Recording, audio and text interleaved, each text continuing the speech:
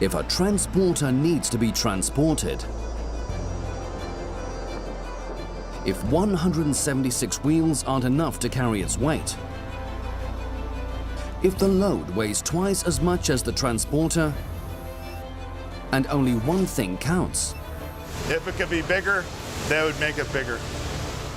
Then it must be the mother of all mega transports. The setting, Canada. The cargo, an ultra-class dump truck. The heroes, tough men with delicate fingers.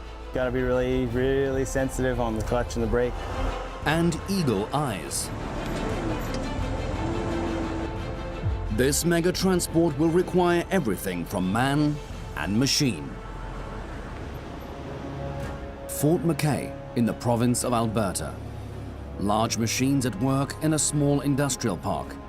Here, mega transports are in their comfort zone. In the midst of this no man's land, the multinational company, Behemoth, has built up a business for special transports. For there is treasure in this region, natural gas. To extract it, heavy machines are necessary. Behemoth brings them from one refinery to another, or uses cranes to hoist them out of mines, day in, day out. But today is not like any other. Today is the day. At 4:30 a.m., Supervisor Nelson Moore briefs his 7-man team about the job, and the men get to work. The whole team has been looking forward to the upcoming mega transport for the last few weeks. The challenge is, it must be finished today. But the weather has conspired against the men. The rain overnight making everything wet for us, so we'll be working in the mud all day instead of the nice dry ground. Hauling in the mud costs extra time that the men do not have today. At least sun is forecast for the rest of the day. Hopefully that doesn't change and we get it by noon. Otherwise it's just a mess with traffic if we have to go too much later. Nelson wants to avoid running the mega transport during rush hour at all costs. And this is the reason, today's load. It has spent the last 2 months 800 meters away, undergoing maintenance at a company called Finning. The service manager there, Kevin Unger, knows it inside and out, for he personally oversaw every aspect of its maintenance in the last 8 weeks. Here goes our shop. This is not an aircraft hangar. Although it sounds as if several dozen jet engines are running simultaneously, this is Kevin's workshop. This is where Finning takes apart huge construction machines one bolt at a time and rebuilds them. Heavy-duty cranes, excavators, and the biggest machine in the mining industry, the dump truck. This is Behemoth's mega transport cargo for today. So at this shop here, we do mainly repairs of mining equipment and also complete rebuilds. This frame here is a 797 frame where we completely tear it right down and completely build it back up to a running machine. It takes roughly about 3,700, 4,000 man hours. Every 50,000 operating hours, that is about every 5 years, the huge dump trucks must come for thorough servicing. Once the frame is completely stripped, it's right down to nothing on it, we then recondition it. We actually cut holes in the frame, we magnaflux it, we NDT it, and then once it's all repaired and fixed, we assemble the frame back. Once all the hoses and harnesses and the valves are put back into the frame, then we actually start putting bigger components in. So the engine will go in. Once the engine goes in, the radiator will go in, and then we start building the truck from there. It'll go up on stands. For safety reasons, we do try and do most of the work we can right down here on the ground. The frame alone weighs 210,000 kilograms. With all its parts, the dump truck weighs about 300 tons. And this is only the basic model. This is a 793 customer repair. We'll show you a bigger one. This is a little sister. This is the angry big brother. The 797, the biggest dump truck Cat has ever built, the workhorse of the North American mining industry. The record-breaking size of its wheels is matched only by that of its price, $6 to $8 million. This is the very truck that Mammoet is supposed to deliver today to its operation site, an oil sands surface mine. So this is a 797. We'll haul 400 tons. The engine in this one here, we just repowered it to the new style C175 engine with roughly 4,000 horsepower. If it could be bigger, they would make it bigger. Boys and their toys, come on. It's all about timing and how long it takes to move this amount of dirt to here so it can be processed. It doesn't matter if it's hard rock mining like in what we see in BC, or if it's oil sands. It's how fast can we get this pile of dirt to the plant. And so either they have to have a lot more trucks or they have bigger trucks hauling more dirt. And so they find that the bigger trucks haul more dirt. Here in Canada's wilderness, everything is big. Not only the sky and the trucks. Under the ground in Alberta, there are enormous deposits of oil sands, heavy oil and bitumen. From these resources, the Canadian province produces about 500,000 barrels or 80 million liters of crude oil a day. 2/3 of the output goes to the United States. To get to these resources, billions of tons of sand, stone and gravel must be moved every day. The more, the better. Thus, each trip with a dump truck means more money earned, and every break in the action is money lost. The dump trucks are therefore used around the clock. The 797 that has just come out of maintenance is supposed to be hauling rocks again tonight. For this to happen, it must somehow get to its place of work. It manages the 800 meters through the industrial park to Mammoet's central office on its own power. For the rest of the way to the mine, on the highway, the 797 must be transported on a trailer. After about 3 kilometers, the mega transport must turn at a traffic light. Then it's straight ahead to the mine. So why doesn't the dump truck make the 7-kilometer journey on its own wheels? There's no roads here that you could take this on the road, on the highway. Just, it's too big and it's too heavy. Because of the footprint of how the tires are here, all of that weight's on actually a small patch of ground. And the roads here aren't designed for that.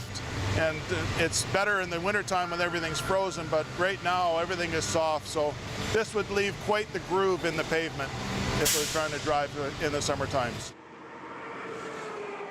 With the truck's 300 tons distributed over only 4 wheels, the road would not be able to withstand the weight. Like an elephant standing on 4 juice boxes, the pressure on the 4 small patches of the ground would immediately burst the asphalt. Thus, transport companies must either reduce the weight of the load or distribute it. Usually, the dump trucks are dismantled with the bed, frame and wheels transported in 7 individual trips and then reassembled at the end. But Mammoet does it differently. It is the only company in the world that offers the so-called one-piece solution. And only this trailer makes it possible. The company's showpiece. 22 axles, each with 8 wheels. Each axle hydraulically controlled and steered. To save the customer time and money, it carries dump trucks on its back in one piece, even the 797. The idea is to distribute its 300 tons across the 32-meter long trailer. But not even this length suffices to bear the dump truck's load. Not for nothing does the Cat 797 belong to the Ultra class, the all-star league of dump trucks. Supervisor Nelson Moore's men have already been working on the trailer for 3 hours, bolting, loading, riveting. Their goal, to make one trailer out of 2.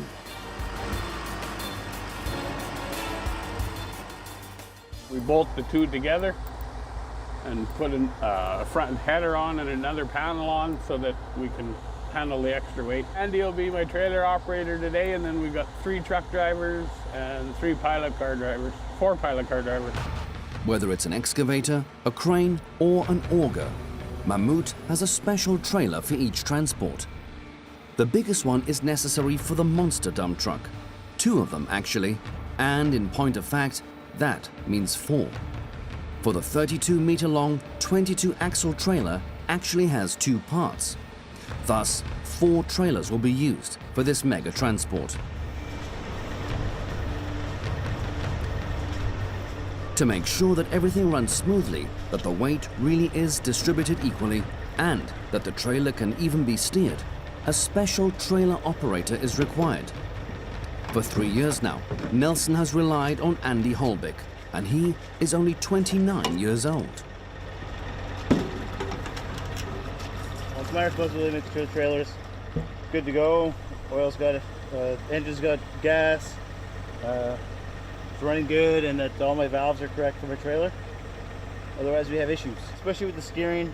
So what happens is that steers the 2 steering cylinders in the front of the trailer, which then in turn moves all the tie rods. And when the front header moves with the oil, it does the exact opposite effect to the rear cylinders.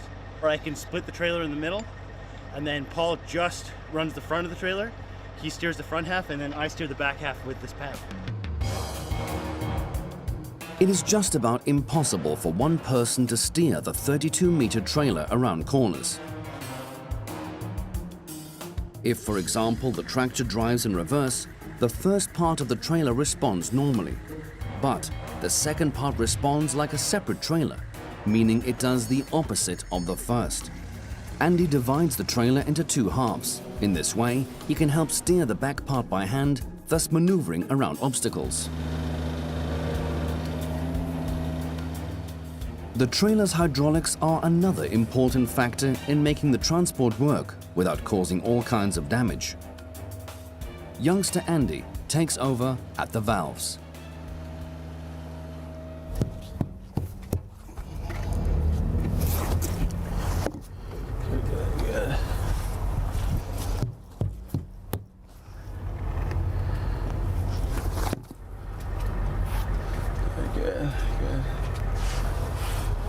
I'm just checking my valving, making sure that it's set up so that each point, there's 4 points of the trailer, they're all independent so that you have balance. Otherwise, a lot of ways, or a way to lose load would be to have your trailer in 2-point. So the front would all be 1 suspension. So when the oil drops, the way the oil moves is its resistance, right? So if you were to go over a slope, the oil would move out of those cylinders because there's more resistance there, and it would move to the other side of the trailer. And if it was in 2-point, it would just keep going because it would get heavier and heavier, and then you'd lose your load. The hydraulics keep all 4 parts of the trailer level at all times. For example, if one side drives over a bump or a tire goes flat, then that side would sink down. With a 300-ton load, only a few centimeters of unevenness can suffice to make everything lurch and even tip over. Andy would prefer not to think about what could happen in such a scenario.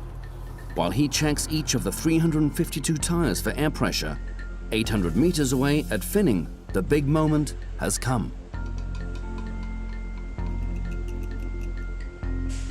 The dump truck on which dozens of individuals have been working on for 2 months is finally ready to be handed over. This is always quite an event for the employees. All of them come to the launch.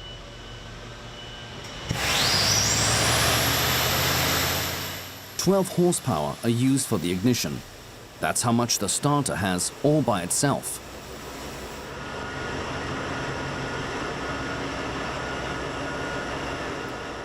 The driver has to be extra careful while backing through the gate. He can't see what's going on behind the truck at all. And even worse, he wouldn't even notice if he ran over his colleague.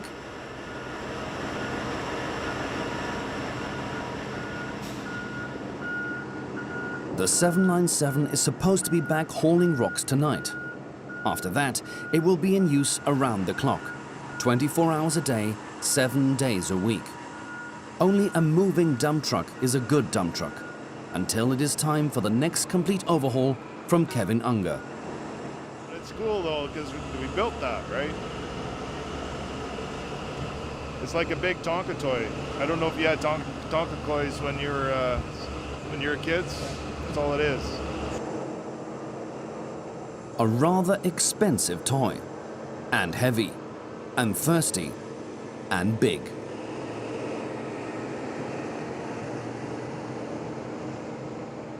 Here on the lot, the 797's true size can finally be appreciated. The Ultra Caterpillar. 9.75 meters wide, 7.7 meters high, and 15.08 meters long. The tank holds 3,785 liters of fuel. It must be refilled every 12 hours. Its 6 wheels are 4 meters high. One alone costs $42,000 and weighs 20 tons.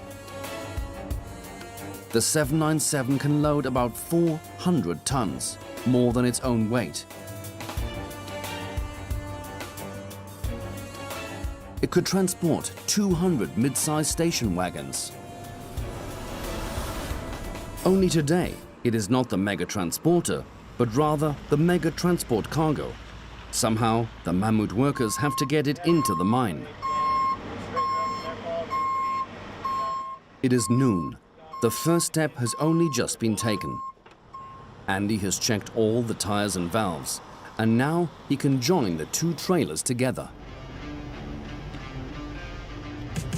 625 tons on the hitch. This monster will get it moving. The Western Star 6900 Extreme Duty. With 600 horsepower, it seems feeble in comparison with the 797. But its 16-gear manual transmission makes the truck a sensitive workhorse. When an experienced jockey rides it, a man like Paul Brophy.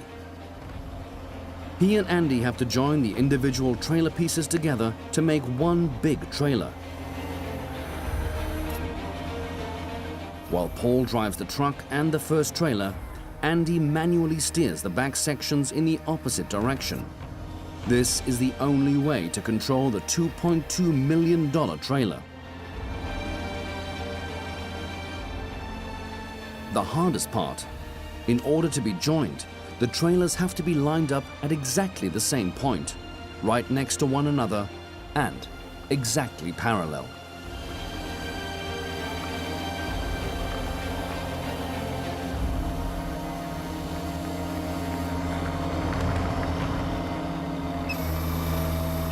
All right, Paul, I'm going to take a little bit off and just go straight from there. We'll get another set of eyes up front before we get too close. Yeah, I'm here, Andy. Oh, Ken, poor Ken. Okay. If Paul and Andy don't line up the second trailer exactly parallel with the first, they'll have to start all over again. 1 centimeter of distance at the front can mean a whole meter at the back.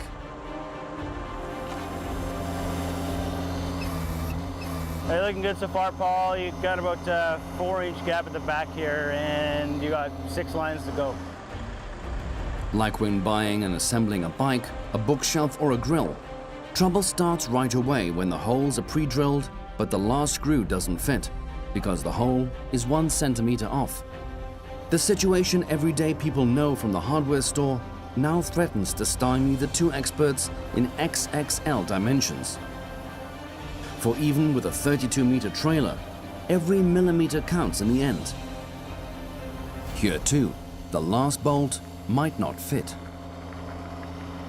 Yeah, you're still looking good, Paul. You got about 3 lines to go. Just gonna start touching on the front. All right, hold that, Paul, for a sec. It's touching now there, Kev. All right, might take a little bit off. Well, we might get it. Okay, going ahead, pro feet, we got 5 feet.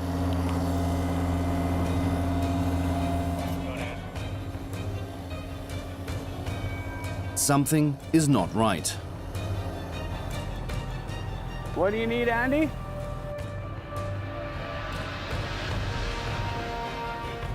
The trailers are lined up to the same point and everything looks good at the front. But as feared, the trailer is the tiniest bit askew. So at the back, holes and bolts don't match up anymore. The mega trailer won't come together like that. Taking direction from Nelson, Paul and Andy must now make adjustments, 1 millimeter at a time. Pretty precise, yeah. You can have a little gap. What we'll do is we're gonna put them together. We'll get the bolts as tight as we can. We'll back the trailer up and I'll just steer them together a bit and it should tighten them up and then we can get the bolts fairly tight. It's a lot of work for 7 kilometers, right? Still, this method is cheaper and faster than transporting the dump truck in individual pieces. And Paul gets it right after a few attempts. Got to be really, really sensitive on the clutch and the brake. So it's, yeah, precise. As long as the trailer sections are moving, the men can't bolt them together. The danger of being crushed is too big. Oh, we'll try a bolt there. Okay, don't move, we got hands in here. Okay, put top end, or both tops in, or whatever you can fill. That looks really good, guys. We'll start at the front and work our way back, and that way we can follow the camber of the trailer. We find a spot we can put them in? Put them in. It may look easy, but it's dangerous. Often enough, there have been terrible accidents at such moments.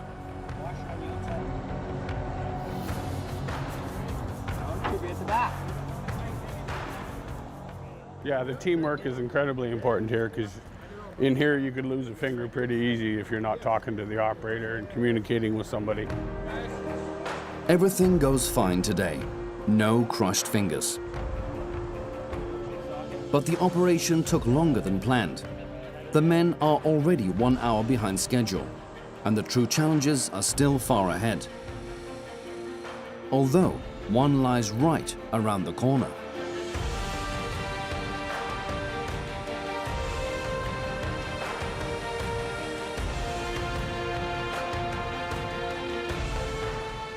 As far as challenging goes, it'd be pulling this truck.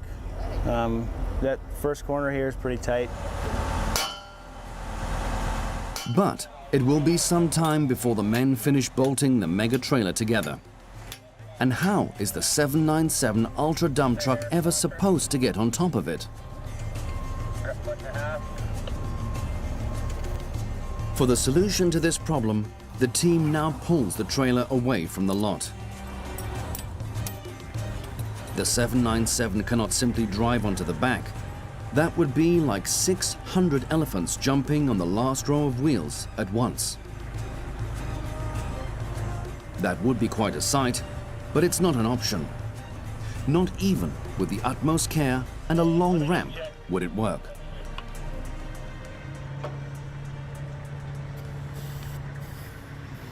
Mammoot's engineers have thought of something better, a solution unique around the world, the mobile jack-up platform. A frame that can lift itself, even with a dump truck's weight on top, only not very high. But it doesn't have to go high. This is how it works. Jack in each corner, and basically we build a grip pile. It's only got 4 inches of stroke at a time. So we build it like this, we put a piece of plywood on the outside, and the frame comes down. It all sits flush, it sits on the plywood, so it hangs just above. Then we pull the center blocks out, and then you drive the jack down and it lifts the outsides up.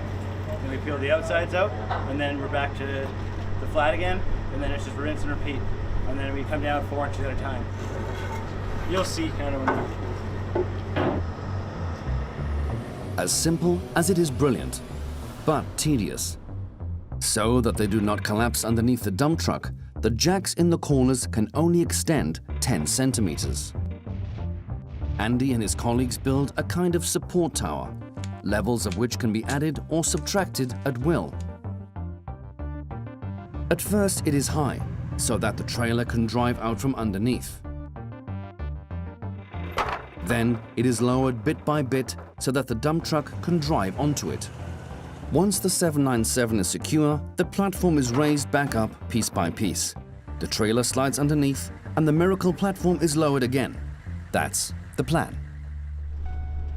A plan that Nelson, the supervisor, now puts into action. He gets the 797 from the finning lot, where the dump truck stands ready with the key in the ignition and the motor running. Stealing this 8-meter-high monster and getting away with it unseen would be difficult, even in Canada.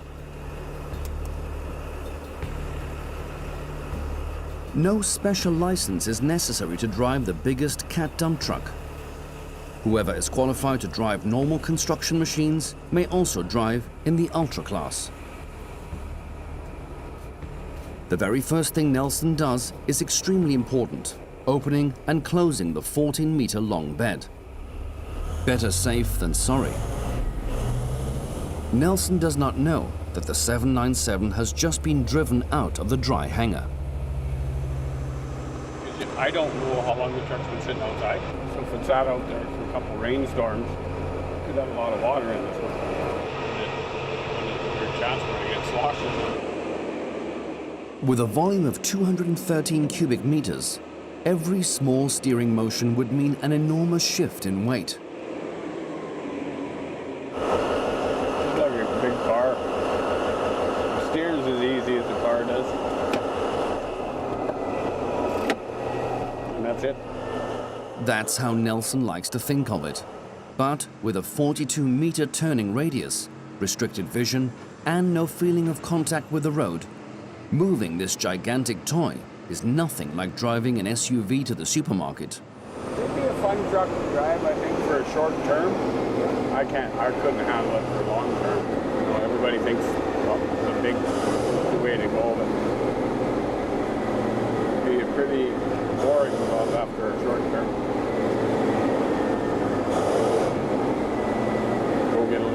Go get a load of dirt, dump it, go get another load of dirt. Some people love it.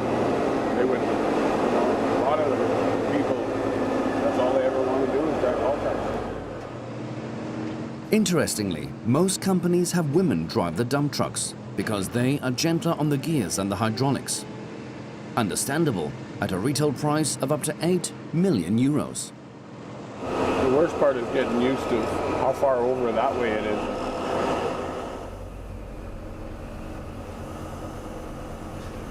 After all, the other external mirror is more than 9 meters away. No wonder the transport company has to join 2 trailers side by side in order to transport this monster. The 797 is quite fast. Even fully loaded, it can reach a high speed of 67 kilometers per hour. But that's not the only thing that impresses everyone else on the road.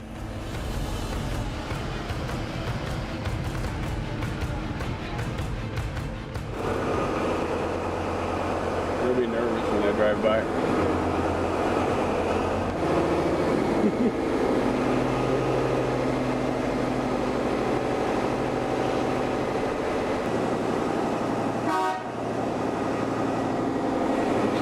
A little bit. Made her jump anyway.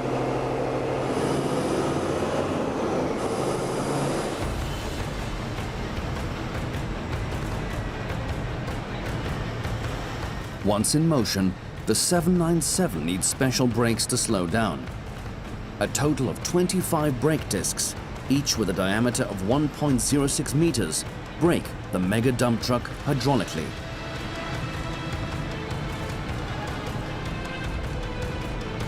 So that no tour buses get caught under the wheels, for example.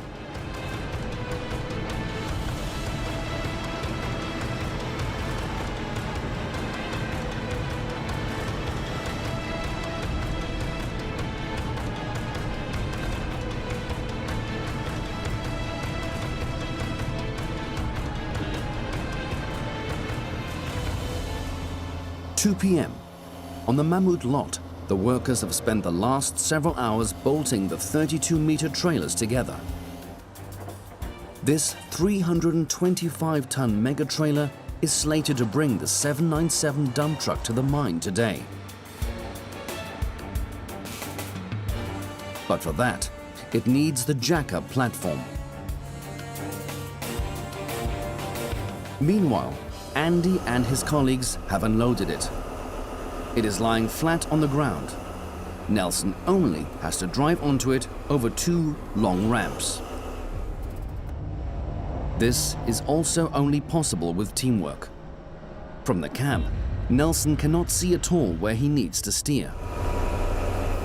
Everything 2 to 3 meters in front of his wheels is in a blind spot. If Andy has Nelson drive 1 centimeter too far to the left, right, front or back, it translates later into a weight difference on the trailer sections of several tons. And that could cause the whole trailer to tip over. The hardest part, balancing the rear axle on the platform with 4,000 horsepower rear-wheel drive. If you don't kind of finesse it up there, it'll just spin the mats out from underneath the truck and it'll pump.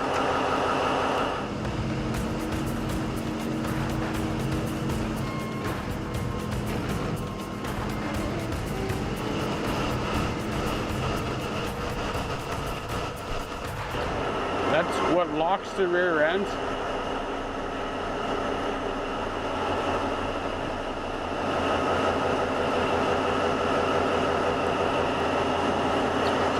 It's a traction control system. You push that button and it locks the rear end.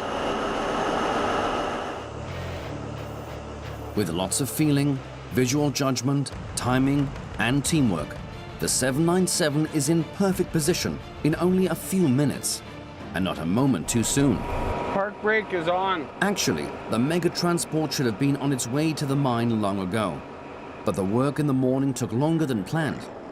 The men whose job it is to remove the traffic lights along the way are already waiting. Good day, sir. Good. Sounds like you're in your office chilling out or something. Yeah, we booked for 2:30 and then she sent me an email this morning saying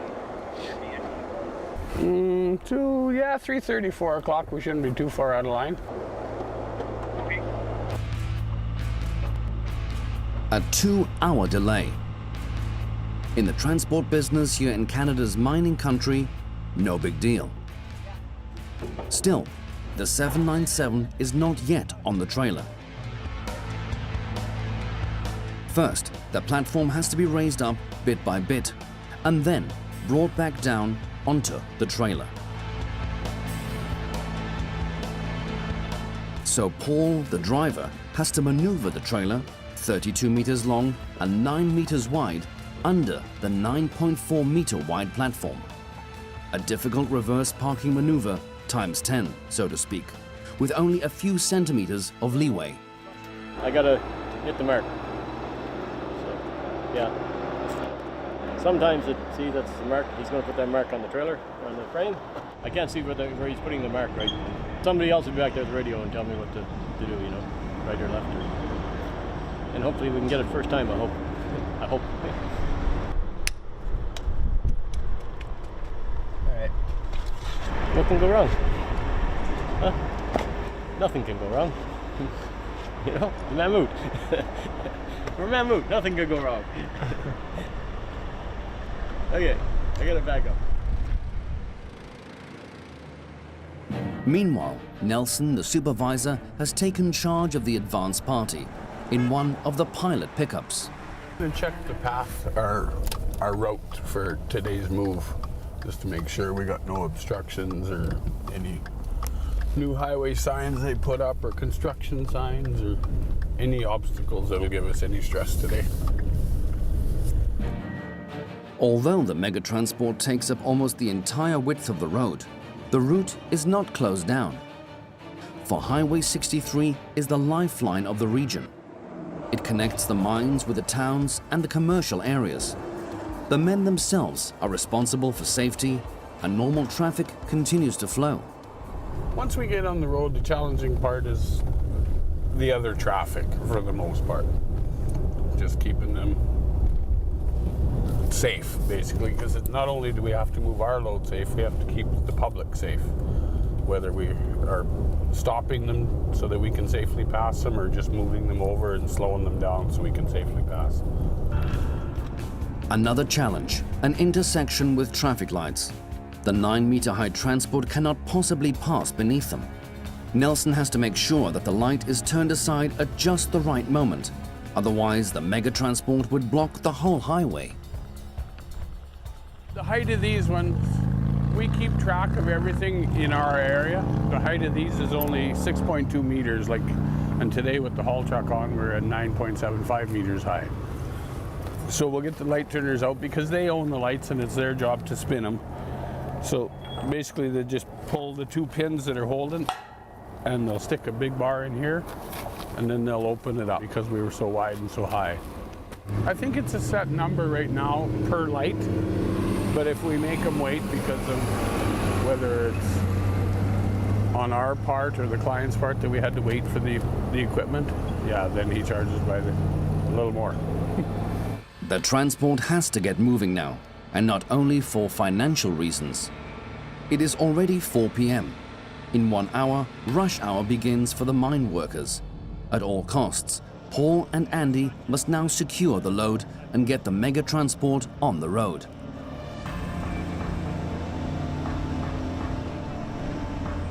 Driving on an open highway during rush hour would be too dangerous. Almost all the mines and refineries in the area work around the clock in a 3-shift system. The day shift ends right between 5 and 6. That means the highway fills up suddenly in both directions. Paul does not have time for many attempts at his difficult parking maneuver. And in fact, he gets it on the very first try. The trailer is under the platform. Now the team only has to lower the platform onto the trailer and finally secure the load. 4:30 in the afternoon in Alberta. Everything is lashed down. Andy briefs the team one last time. Everyone must know what they are supposed to do and when and where they should do it. The 29-year-old is responsible for making sure the trailer is up to the job's extreme demands. Yeah, I just want to get this thing there so we can take it off and go home, right? It's been a long day so far. Well, not quite. It'll be 12 hours and a half an hour, so maybe stick it on low. It'll probably be a 15, 16-hour day. It'll be a good day. I'm not complaining about the paycheck next week, but right now I'm not too stoked about it. Yeah, so yeah, we're gonna get this thing through the gate now, and then, yeah. After 12 hours of preparation, the mega transport finally leaves the lot. Paul pulls the load of more than 600 tons with his 600 horsepower diesel engine. It's like having 14 mid-range airplanes attached to his trailer hitch.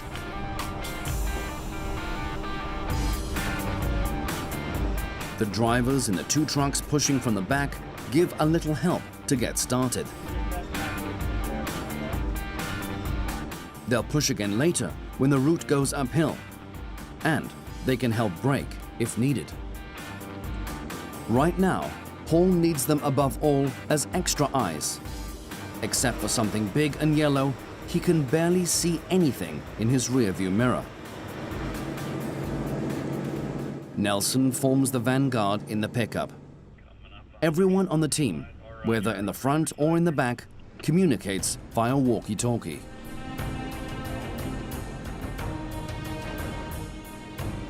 The mega transport merges onto Highway 63 shortly before 5 p.m.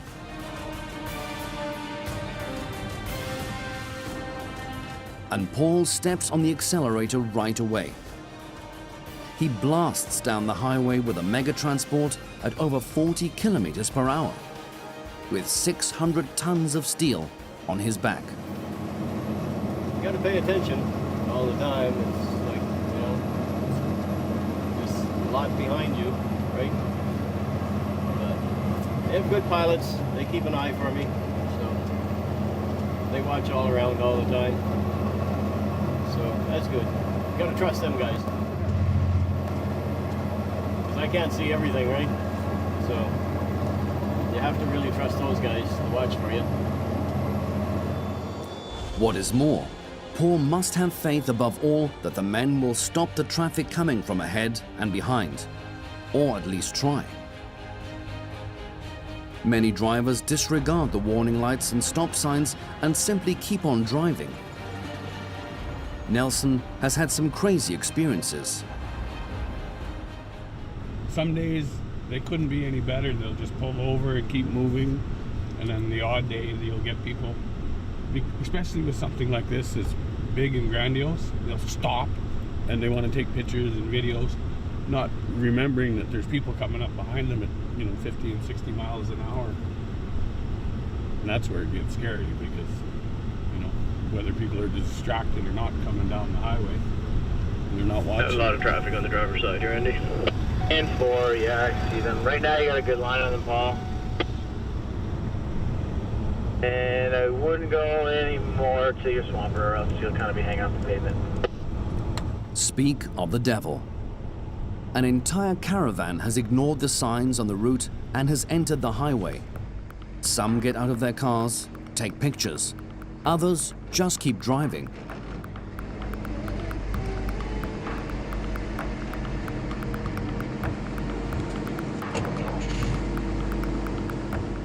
Paul must make room. Keep as far to the right as possible, but not too far.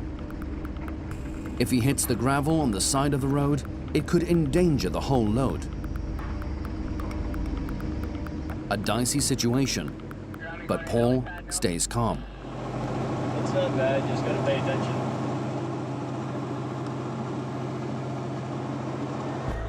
It's almost impossible to believe, but the trucking pro has been in situations like this on Canada's highways in which a car has tried to pass from behind.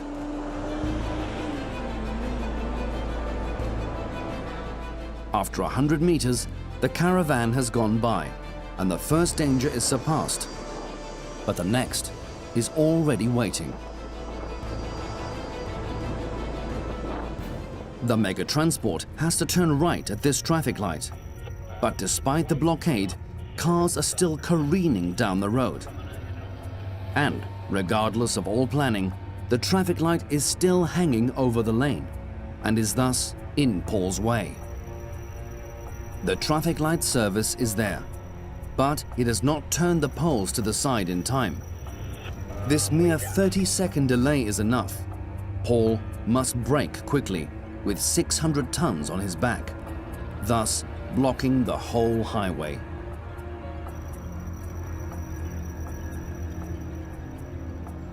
To manage the situation, Nelson quickly takes care of the traffic light and plays traffic cop.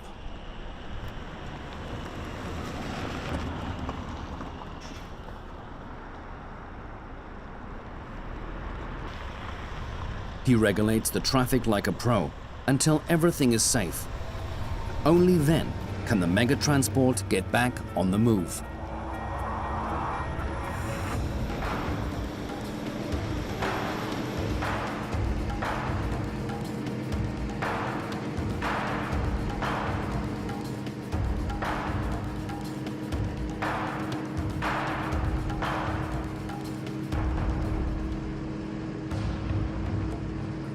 Paul also makes the right turn with the utmost precision. Here in Canada's mining region, special transport drivers and trailer operators like Paul and Andy earn good money. $5,000 a week is not rare. It seems like a dream job, and yet many beginners quit very quickly.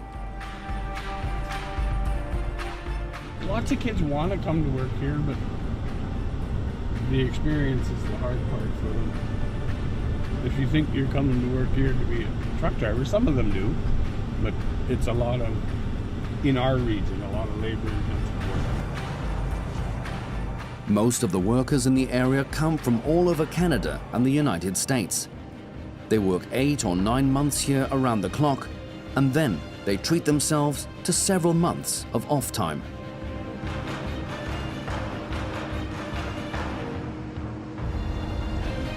The cost of this extremely laborious and only 7-kilometer-long mega transport varies and is an industry secret. But one thing is certain. In the end, it is considerably cheaper for the mine operator and owner than taking the 797 apart and transporting it in 7 individual trips. Thanks to the one-piece solution, the truck will be working away again tonight. Yeah, it went great. No issues. Everything went smooth. Except aside from waiting for curfew yesterday, that kind of sucked. But... After 16 hours, Nelson's men have finished the job. The mega dump truck is back in the mine. For the workers, though, the day is not yet done. The ultra-class dump truck still has to be taken off the platform. It is the same tedious procedure used during loading, only backwards. Raise the platform, lower the platform, and then the 797 can finally enter the mine. Nelson, the supervisor, is satisfied. His men have worked well together as a team all day and have brought the mega transport safely to the mine. The only thing that dampens his mood are the numerous gawkers. They never seem to get used to it, and it's actually a hindrance for us because everybody's paying attention to what they're doing on their phone and taking pictures or jumping out of their vehicles and taking videos. And it becomes a hindrance because there's still traffic. They forget there's still traffic coming behind them. That we didn't have any big obstacles today. We didn't have any mud or anything to deal with, so we had a great day. From now on, the 797 will be working around the clock, 24 hours a day, 7 days a week. Nelson and his team want to get home quickly now, for the next mega transport is tomorrow morning at 8 on the highways of Alberta.